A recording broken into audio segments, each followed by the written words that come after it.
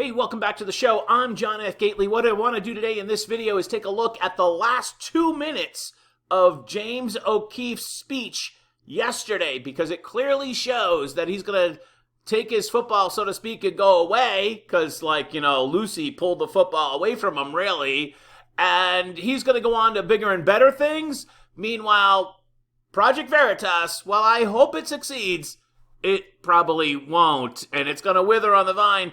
Let's take a look at James's last 2 minutes of his goodbye statement. And we'll jip in here as he makes the statement with some editorials as we go along. That you are amazing people. We have some really amazing people here, with men with brass balls and women with the courage of a lion. And it really, what I drew from this experience is the gratitude that I have, for so many of you.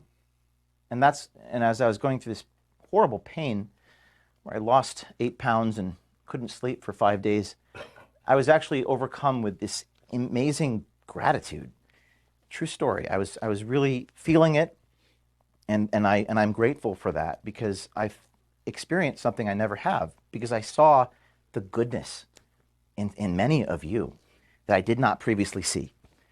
Wow, that's a really heartfelt admission. I wouldn't call it an apology, but it's certainly an admission that, listen, I saw people in a different light, and I now appreciate you more than I did before, and that's a very high-ended sentiment by Mr. O'Keefe. Let's see what else he has to say. So I amend the statement that I made in the beginning of this. The statement I made before was Veritas will never be defeated from the outside. It will only be defeated from the inside. That's actually not true. And, that's a good example. We are always our own worst enemy, of course. But, when you grow an organization, and I was kind of startled that Project Veritas has like 60 or 70 employees.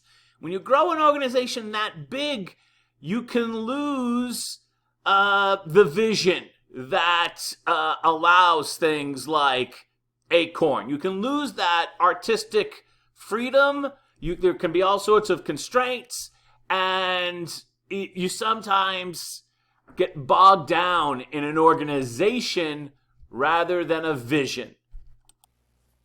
No, the only way to defeat us is if they take our spirit.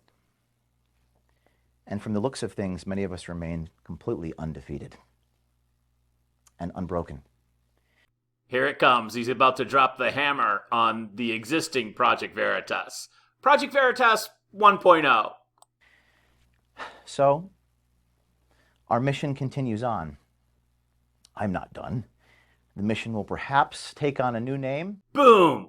And it may be no longer called Veritas, Project Veritas. I'll need a bunch of people around me. I'll need a bunch of people around me. This is like a recruitment video, which is perfect. He's just going to take his thing and put it in another silo, just create another LLC. He's done it before. He freaking founded Project Veritas in 2011. He's done it before.